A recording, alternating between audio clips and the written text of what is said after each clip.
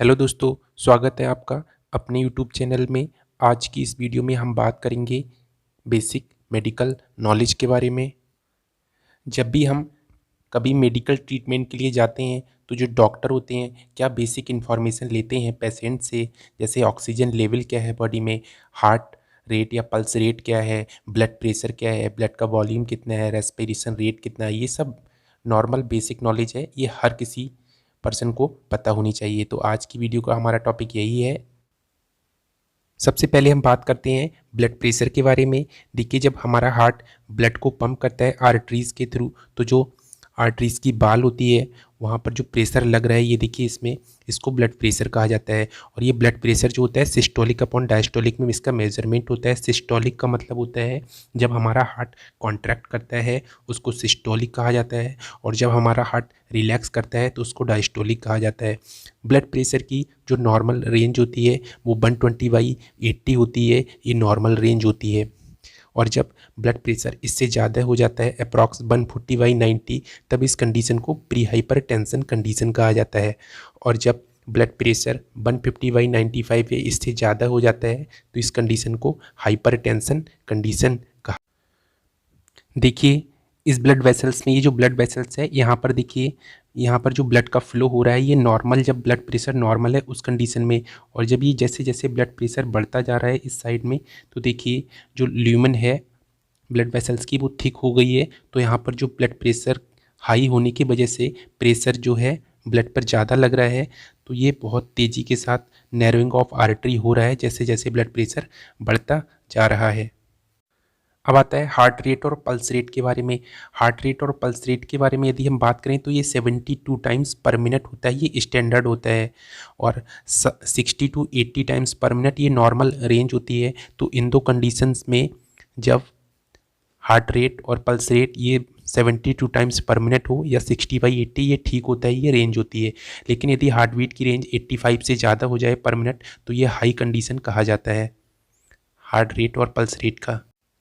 अब आता है रेस्पायरेशन रेट के बारे में। रेस्पायरेशन रेट के बारे में यदि हम बात करें तो कोई न्यू बॉर्न बेबी है तो उसका जो रेस्पिरेशन रेट होता है, जिसे हम कहते हैं सांस कितनी, मतलब 1 मिनट में कितनी सांस ले रहा है, वो इनहेल और एक्सेल कर रहा है। तो यदि कोई नया बच्चा है तो उसका 44 टाइम्स पर मिनट होता है। और यदि इन्फेंट है तो उसका 20 to 40 टाइम्स पर मिनट होता है। और चिल्ड्रन जो होते हैं 1 से 7 ईयर या 10 ईयर्स तक के जो बच्चे होते हैं उनका 18 से 30 रेस्पायरेशन पर मिनट होता है। और एडल्ट कंडीशन में देखा जाए तो ये 12 से 20 टाइम्स पर मिनट आता है। और एग्जैक्ट यदि यहाँ पर देखा जाए तो ये 16 होता है, 16 टाइम्स पर minute respiration rate.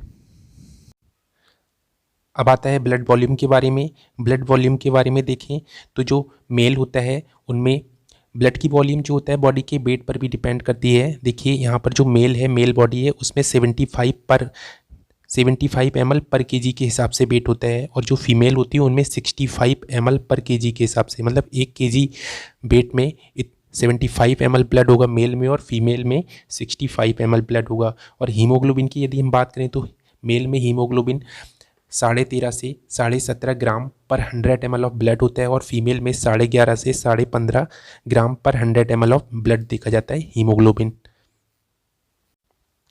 Body temperature के बारे में बात करें तो बॉडी टेम्परेचर देखिए, ये 97 से 98.6 डिग्री फ़ारेनहाइट में होता है। तो ये नॉर्मल बॉडी टेम्परेचर होता है। ये जो नॉर्मल बॉडी टेम्परेचर है यदि इससे ज़्यादा होगा जैसे 99, तो ये लो फीवर हो सकता है। और 100 से ज़्यादा जो फीवर होता है 100 to 102 या इससे ज़्यादा डिग्री फ़ारेनहाइट में, तो ये हाई फीवर कंडीशन होती है।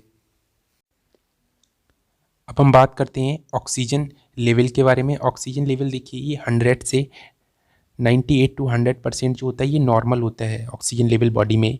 और यदि 95 to 97 के बीच ये होता है ये इनसफिशियंट होता है, इसमें भी कोई दिक्कत नहीं होती है ज़्यादा, ये भी ठीक है। लेकिन जब ये 90 to 94% के बीच होता है ऑक्सीजन का लेवल, तब ये इस कंडीशन होता है जैसे कोई खाना खाने के समय या एक्सरसाइज करने के समय ये कंडीशन देखने को मिल सकती है।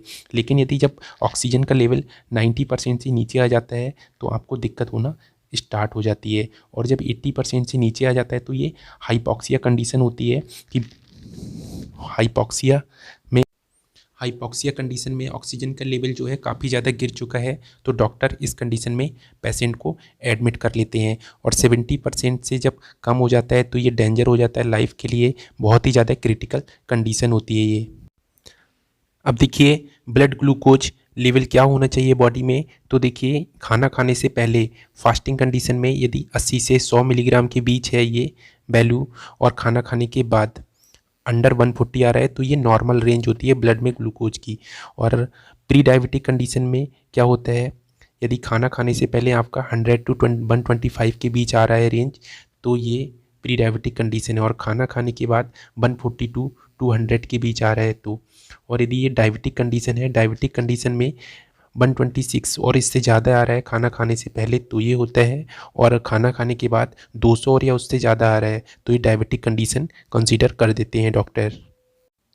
तो ये कुछ मेडिकल से रिलेटेड बेसिक नॉलेज थी, और वीडियो देखने के लिए आपका बहुत बहुत धन्यवाद।